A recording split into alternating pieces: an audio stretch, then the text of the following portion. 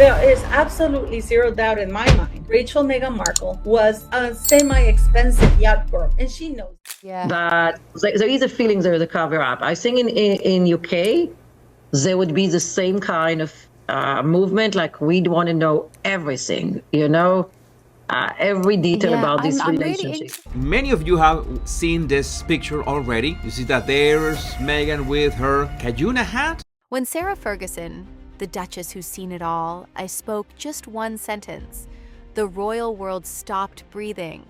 It wasn't gossip or small talk. It was a spark that could burn through Buckingham Palace. Witnesses say the room froze, every glass, every smile, suspended midair. Fergie's words were simple, but they carried a weight no one expected.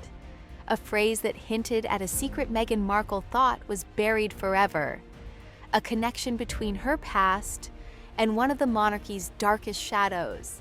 Within hours, whispers turned to headlines. Palace aides panicked, phones rang non-stop, and Prince Harry was reportedly blindsided, because this time the scandal didn't come from tabloids or anonymous sources. It came from within the royal circle itself. And if even a fraction of what she said is true, it could change everything the crown has worked to protect. This isn't just another rumor. It's a reminder that in the royal world, silence hides more than truth. It hides power. Because when Fergie speaks, the palace listens. And what she said about Meghan Markle might be the most dangerous sentence uttered in royal history. It began quietly, not at a press event or on camera, but at a private gathering in London, where power and gossip often share the same table. Sarah Ferguson, always the center of attention, leaned in with that mischievous grin she's known for and dropped a line that would send royal aides into full-blown crisis mode. "People forget," she said lightly, almost playfully. "Meghan's first royal connection wasn't Harry." The room fell silent. A few nervous laughs tried to fill the air, but everyone there knew that wasn't a joke. Within minutes, the phrase "first royal connection" began to circulate through whispered messages and late-night calls. By the next morning, it had found its way into headlines across the world. No one could tell whether Fergie meant it as a jab, a confession, or something far more deliberate. But the damage was instant. Every journalist, every royal watcher, wanted to know exactly what she meant. Behind the palace gates, silence turned to panic. Advisors huddled in emergency calls, trying to get ahead of a story they didn't fully understand. Because if Fergie was hinting at what people thought she was hinting at, it wasn't just gossip anymore. It was a royal earthquake. And the aftershocks were only beginning. At first, no one knew how to take it. Meghan's first royal connection wasn't Harry. Was it a dig at her ambition? Or something darker that only insiders understood?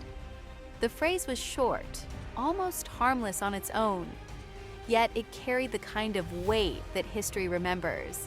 Reporters scrambled to decode it. Some claimed Fergie was mocking Meghan's reputation for strategic networking, the actress who always knew the right people at the right time. But others believed she was hinting at something far more explosive, a connection that tied Meghan to royal circles long before she ever met Prince Harry. Behind closed doors, palace staff reportedly dissected every word. They'd seen Fergie cause chaos before, but this felt intentional, too sharp, too specific. What did she mean by connection? A friendship? A favor? Or something that could reopen the monarchy's most painful chapter? As speculation spread, so did the danger. Every rumor added a new layer, twisting public perception until the truth no longer mattered. And that's what made Fergie's words so powerful. They didn't need proof. They only needed doubt. Because in royal life, even a whisper can sound like confession. And this one was only getting louder. Long before tiaras and palace gates, Meghan Markle was already building her empire. Not with royal titles, but with sheer determination. Hollywood was ruthless, and she knew survival meant strategy. Between bit parts on TV shows and red carpet events, she learned how to turn introductions into opportunities and charm into currency. Those who knew her back then described someone focused, polished, and always looking ahead. She wasn't the type to wait for luck. She created it. She mingled with executives, philanthropists, and influencers, moving between social circles that opened doors many only dreamed of entering. Rumors suggest that during these years, Meghan attended a number of high-end gatherings, exclusive events where celebrities, businessmen, and power players crossed paths. These weren't your average parties. They were networking playgrounds where careers were built and alliances were made. There's no hard evidence of anything scandalous, just speculation. Photos here, unnamed sources there, the kind of fog that fuels intrigue. But that ambiguity is what gives the story life. Because when Fergie mentioned a first royal connection, those whispers suddenly didn't feel so far-fetched. To some, Meghan's rise was brilliance. To others, it was calculation. Either way, she was climbing fast, and someone inside the palace clearly thought it was time to pull her back down. For anyone else, Fergie's remark might have faded as just another rumor. But the moment Prince Andrew's name was pulled into the mix, everything changed. He wasn't just another royal. He was the family's most fragile link, the name Buckingham Palace avoids at all costs. Once celebrated as a charming prince and war hero, Andrew's reputation collapsed under the weight of scandal. His high-profile friendships, his disastrous public interview, and his ties to some of the most controversial figures of the last decade turned him into the monarchy's darkest chapter. So when whispers began suggesting Meghan's first royal connection might have crossed into Andrew's world, panic followed. Reporters started tracing timelines, connecting old photos, and speculating about overlapping circles, luxury events, exclusive gatherings, the same names appearing again and again. Nothing was proven, but in the court of public opinion, proof didn't matter. The suggestion alone was enough to send the story into overdrive, because linking Meghan, the outsider who challenged royal tradition, to Andrew, the prince who nearly broke it, was the perfect storm. Fergie's words had done what no headline could. They merged two scandals into one. And inside the palace, that wasn't gossip. It was a threat. What happened next wasn't silence. It was containment. And behind those gilded doors, chaos had already begun to spread. By the time the story hit international headlines, the palace was in quiet crisis mode. No official statement, no press briefing, just silence. But inside those stone walls, panic rippled like shockwaves. Phones buzzed nonstop, aides rushed through corridors, and senior courtiers debated how to contain a story they couldn't even confirm. According to insiders, Prince Harry was furious, yet torn. Speaking out would only magnify the scandal, but doing nothing made it look real. Meghan, meanwhile, reportedly withdrew from public view, avoiding cameras and postponing appearances, while her team worked overtime behind the scenes. It wasn't just the rumor itself, it was who it came from. Fergie wasn't an outsider stirring trouble, she was family. And that betrayal cut deeper than any tabloid headline ever could.